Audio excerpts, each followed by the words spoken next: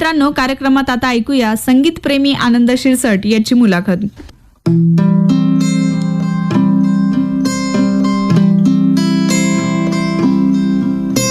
मित्रांनो, आजच्या सेगमेंटमध्ये मी शिवानी गोराडे तुमचं पुन्हा एकदा खूप खूप स्वागत करते. तर मित्रांनो, आपल्या आजच्या सेगमेंटमध्ये आनंद शिरसट हा आपला मित्र आपल्या सोबत आहे. आणि आनंदचं इंट्रोडक्शन द्यायचं झालं तर आनंद हा एक म्युझिक टीचर देखील आहे. पण तो स्वतः म्युझिक कसा शिकला, त्यानंतर त्यांनी म्युझिकमध्ये काय एक्सपेरिमेंट केलेलं आहे, ॲज अ टीचर म्हणून तो मुलांसोबत काय एक्सपेरिमेंट करतो, हे सगळं आपण त्याच्याकडून आज जाणून घेणार आहोत. तर आनंद, माझा पहिलाच प्रश्न तुला असा आहे की तुला म्युझिकमध्ये करिअर करायचं आहे, हा डिसिजन तू कधी घेतलास आणि यामध्ये तुझा फॅमिलीचा रोल काय होता?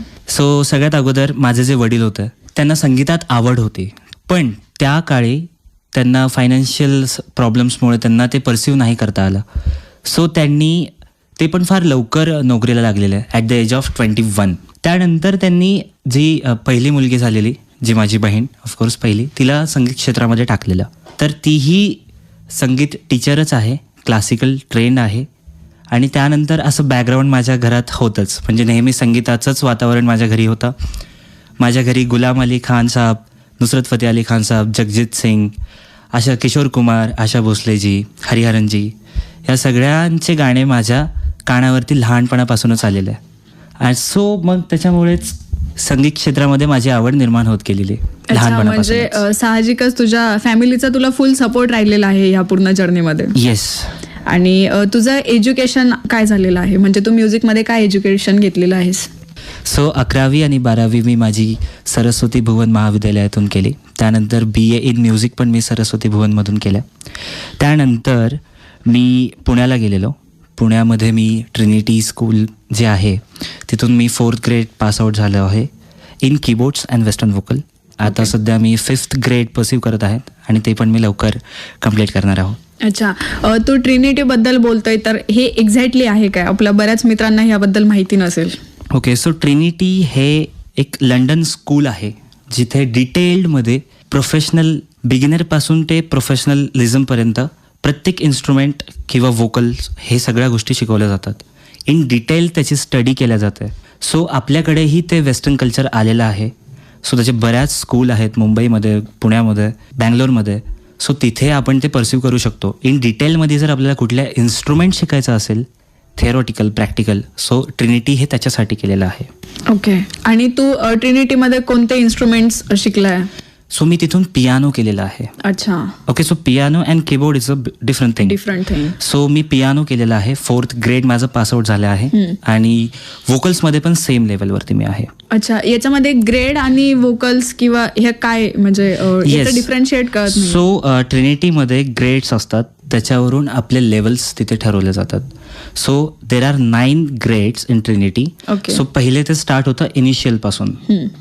इनिशियल म्हणजे एकदमच बेसिक असतं. त्यानंतर ग्रेड 1, ग्रेड 2, ग्रेड 3 ते 9 पर्यंत. आणि ग्रेडचं क्लासिफिकेशन कशावरती असतं? तुम्ही ग्रेड शिकता म्हणजे जसं आपण 1st standard, 2nd standard qualify करतो हळूहळू? येस, हे तसंच आहे. Kindergarten, then 1st, 2nd, 3rd हे तसंच आहे. अच्छा.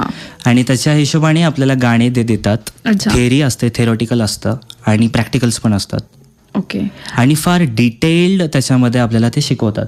अच्छा. म्हणजे एकदम पोश्चर पासून, तुमचं बसण्याचं पोश्चर पासून सगळ्या गोष्टी त्याच्यामध्ये इन्क्लूड असतात. अच्छा, म्हणजे पूर्ण सायंटिफिक स्टडी आपण म्हणू शकतो. Detail study. अच्छा. आणि तू एक म्युझिक टीचर देखील आहेस, तर तू टीचिंग फील्डमध्ये कधीपासून उतरलायस? मी कोविड पासून आलो. मला अगोदरपासूनच संगीत क्षेत्रामध्येच काहीतरी करायचं होतं. आणि माझी बहीण पण संगीत टीचरच आहे. ती एकदमच प्रॉपर क्लासिकल ट्रेंड आहे. मी माझा टीचिंग करिअर पॅन्डेमिकपासून सुरुवात केली. तिथे मी 2-3 साईट्स, ऑनलाईन साईट्सवरती मी शिकवणं सुरू केलं. आणि जसं स्कोप वाढत गेला तसं मी ऑनलाईन क्लासेस वाढवले. आणि माझ्याकडे खूप स्टुडंट्स आले ज्यांना ऑनलाईन शिकायचं होतं, whether it is guitar, keyboard और व्होकल्स, अशा सगळ्या गोष्टी मी ऑनलाईन शिकवल्या प्रायव्हेट साईट्सवरती. अच्छा. आणि तुझा हा सगळा एक्सपेरिमेंट कसा राहिला, म्हणजे काय फरक जाणवला तुला, एक स्वतः जस्ट सिंगर म्हणून आणि तू दुसऱ्या कोणाला तरी शिकवतोयस, तुझ्यातलं जे काही म्युझिक आहे तो तू इतरांना शेअर करतोय, हा एक्सपिरियन्स कसा आहे तुझ्यासाठी? खूप जास्त छान आहे.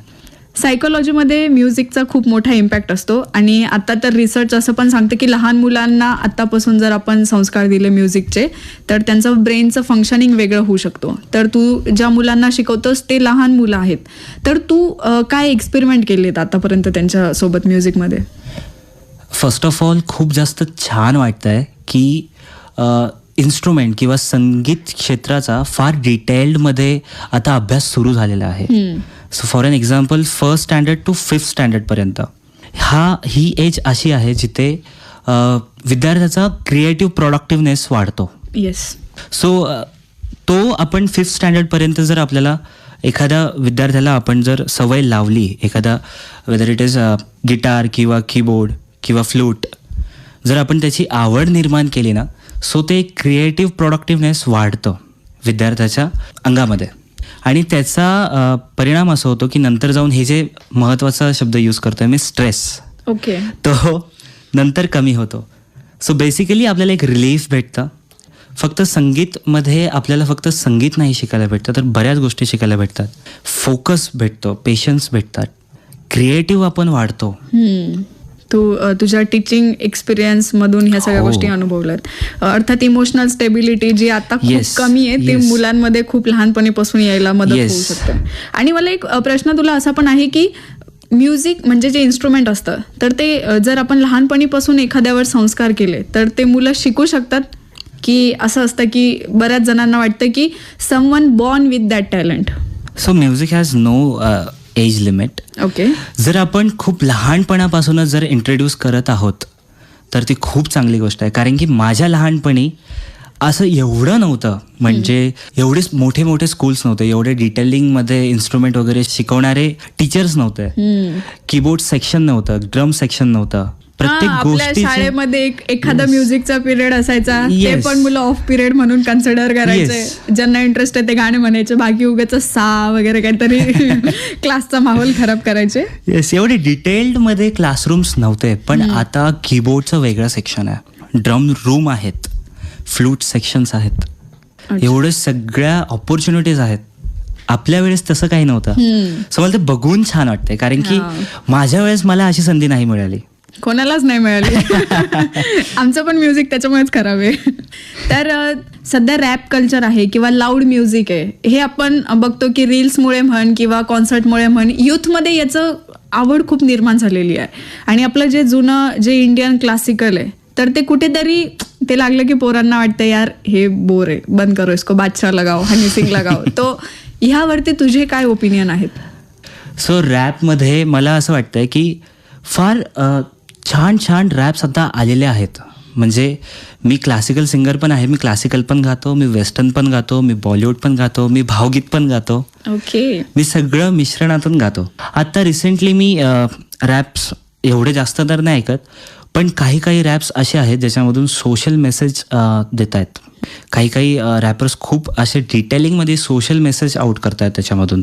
म्हणतात सोशल मेसेज ते देतात. म्हणजे मला असं वाटतं की रॅप हा it's a new way to express emotion. Yes. म्हणजे हे खूप आपल्या जेन झी असेल किंवा आपल्या जनरेशनवरती हा खूप आरोप केला जातो की अरे यांना कल्चर बद्दल फार नॉलेज नाहीये किंवा ही खूप शॅलो जनरेशन आहे. बट असं नाहीये, प्रत्येक पिढी स्वतःचं शोधत असते फिलिंग्स एक्सप्रेस करायचं साधन. आणि आता ॲग्रेशन आहे, यंग मुलावरती येत आहेत तर ते कॅन एक्सप्रेस थ्रू रॅप. पण आत्ता कार्यक्रमामध्ये तुला कोणतं गाणं गायला आवडेल? सो एक मराठी गाणं आहे, खूप सुंदर मराठी गाणे आहे जे हृदयनाथ मंगेशकरांनी कंपोज केलेलं आहे आणि त्यांनीच गायलेलं आहे.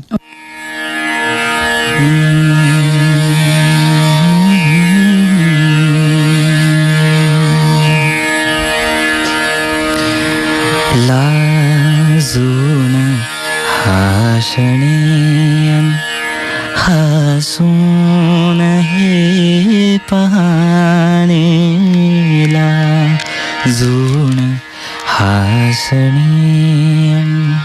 हसून हे पाहणे मी ओळखून आहे सारे तुझे बहाणे मी ओळखून आहे सारे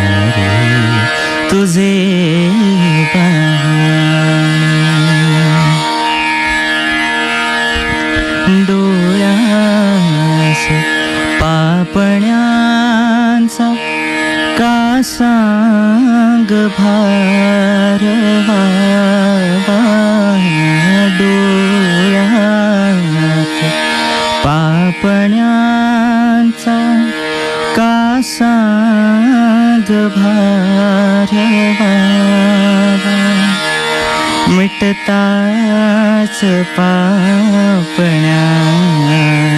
का चंद्रही दिसावा मिटताच पापण्यानी का चंद्रही दिसावा हे प्रश्न जीव घेऊन हे प्रश्न जीव घेऊन हरती जिथे शहाणी मी ओळखून आहे सारे तुझे बहाणे मी ओळखून आहे सारे तुझे बहाणे.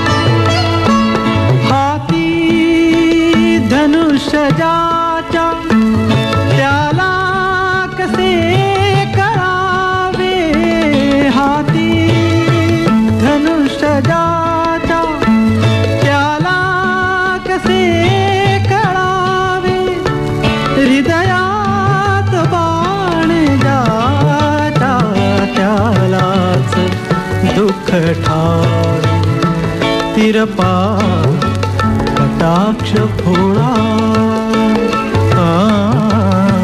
तिरपा कटाक्ष भोळा आम्ही इथे दिवाणे मी ओळखून आहे सारे तुझे बहाणे मी ओळखून आहे सारे तुझे बहाणे. मित्रांनो, या म्युझिकल ब्रेक नंतर तुमचं कार्यक्रमामध्ये पुन्हा एकदा स्वागत आहे. आनंद, तुझा आवाज खूप सुंदर आहे. It was really so soothing. तर आनंद, तू म्युझिक टीचर आहे आणि आपण आता मुलांचे इमोशनल वेलबिंग, त्याच्यानंतर स्पिरिच्युअल ग्रोथ, ह्या सगळ्या अँगलनी म्युझिकला टच केलं. पण तू ॲज अ म्युझिक टीचर तुझ्या मुलांसोबत काही एक्सपेरिमेंट केलेले आहेस का? हो, बरेच एक्सपेरिमेंट केलेले आहेत मी. सो 1st to 5th स्टँडर्डपर्यंत ना, ते मुलं जे आहेत त्यांना फक्त एक्साइटमेंट आहे की आपण काहीतरी इन्स्ट्रुमेंट शिकतोय आता. सो लाईक ते येतील, गिटारचे असे 3-4 स्ट्रिक्स वाजवतील, त्यानंतर कीबोर्डला पण असे हात वगैरे वाजवतील. पण त्यातले काही स्टुडंट्स असे आहेत ज्यांना खरंच ते शिकायचं असतं आणि त्यांना एक म्युझिकल सेन्स असतो because of their background, family background म्हणता येईल.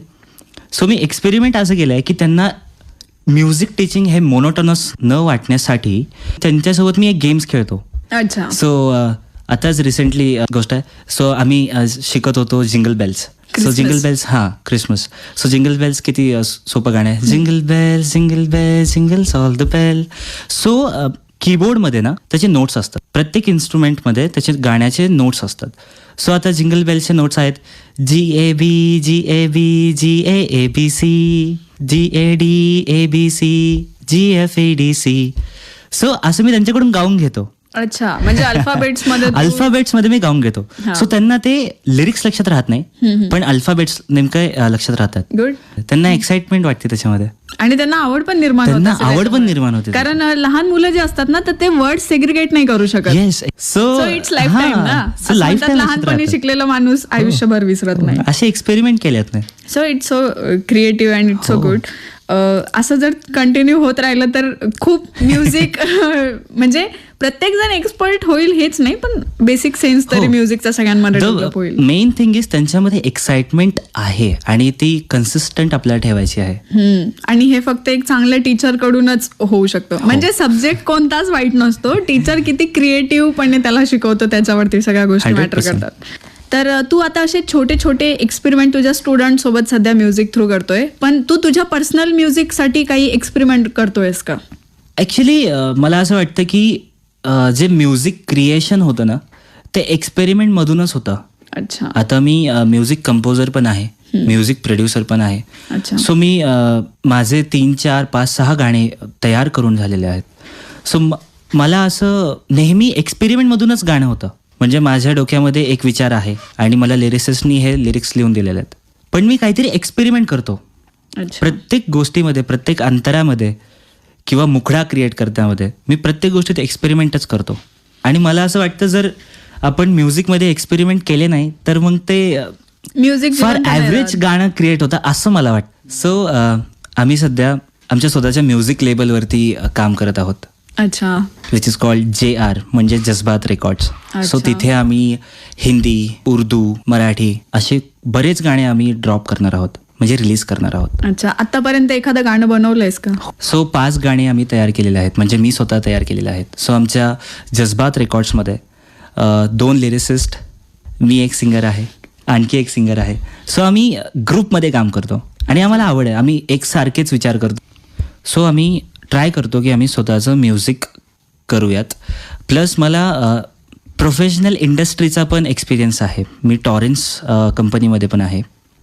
टॉरेन्स कंपनी काय आहे आणि तुझा काय म्हणजे एक्सपिरियन्स काय आहे या प्रोफेशनल म्युझिक सोबत? सो टॉरेन्स ही पण एक एज्युकेशनलच अकॅडमी आहे. ती प्रोव्हाइड करते सगळ्या स्कूल्समध्ये म्युझिक, बेसिकली सगळे इन्स्ट्रुमेंट्स, गिटार, कीबोर्ड, फ्लूट, सगळे इन्स्ट्रुमेंट्स.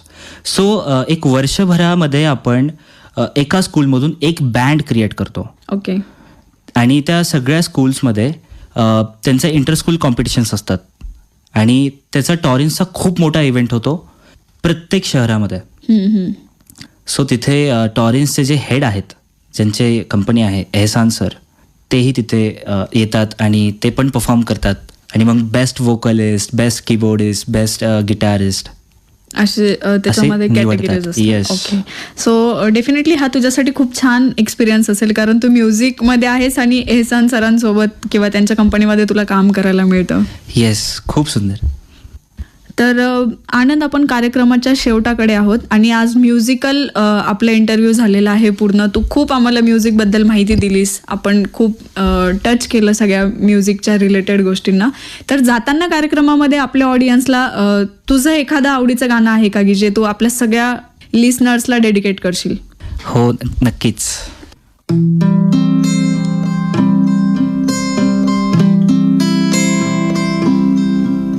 तुम्हारे प्यार की कसम, तुम्हारा गम है मेरा गम, न यूं बुझे बुझे रहो, जो दिल की बात है कहो, जो मुझसे भी छुपाओगे,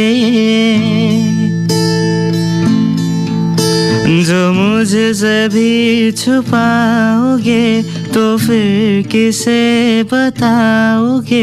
मैं कोई गैर तो नहीं, दिलाऊं किस तरह यकीन, दिलाऊं किस तरह यकीन, कि तुमसे मैं जुदा नहीं, कि मुझसे तुम जुदा नहीं, कि तुमसे मैं जुदा नहीं, कि मुझे से तुम जुदा नहीं. जहाँ में ऐसा कौन है कि जिसको गम मिला नहीं, जहाँ में ऐसा कौन है कि जिसको गम मिला नहीं. दुख और सुख के रास्ते बने हैं सबके वास्ते, जो हमसे हार जाओगे तो किस तरह